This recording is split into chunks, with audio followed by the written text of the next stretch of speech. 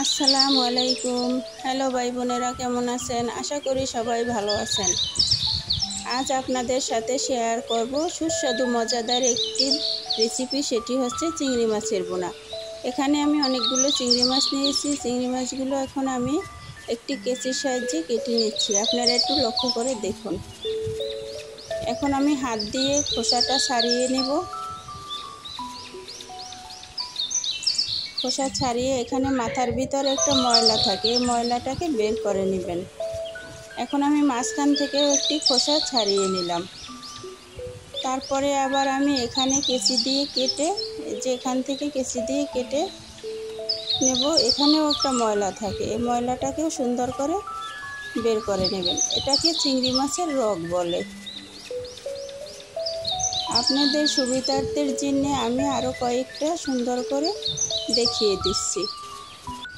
এই যে দেখেন, এই কালো এটাকে সুন্দর করে আস্তে ধরে হালকা করে টেনে টেনে বের করে নেবেন। এই যে বের হয়ে গিয়েছে, দেখেন। এগুলো আমি চাকা চিংড়ি মাছ নিয়েছি। চাকা চিংড়ি মাছের মাথাটা ছোট, মাছ অনেক বেশি, বাচ্চারা খুবই পছন্দ করে। চিংড়ি মাছগুলো আমি পরিষ্কার করে ধুয়ে নিয়েছি। এখন স্বাদ মতো লবণ, হলুদ গুঁড়ো, মরিচ গুঁড়ো দিয়ে সুন্দর করে মেখে নেব।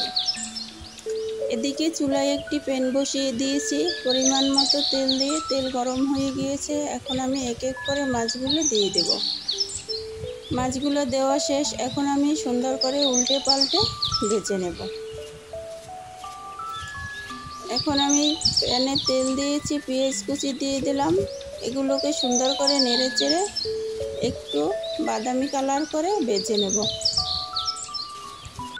এখানে স্বাদ মতো লবণ, হলুদ গুঁড়ো, মরিচ গুঁড়ো দিয়ে সুন্দর করে আমি মশলাটাকে কষিয়ে নেব।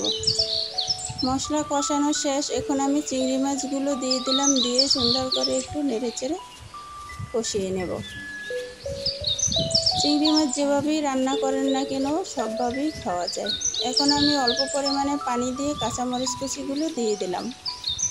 কাঁচামরিচ কুচিগুলো আমি পরে দিয়েছি, কারণ মরিচের কালারটা অনেক সুন্দর থাকবে তাই। এই যে দেখেন কত সুন্দর হয়েছে, দেখতেও যতটা লোভনীয়, খেতেও অনেক সুস্বাদু ও মজাদার। আমার ভিডিওটা যদি ভালো লেগে থাকে অবশ্যই একটি লাইক দিয়ে যাবেন। চিংড়ি মাছ কার কার পছন্দ কমেন্টে জানাবেন। আল্লাহ হাফেজ।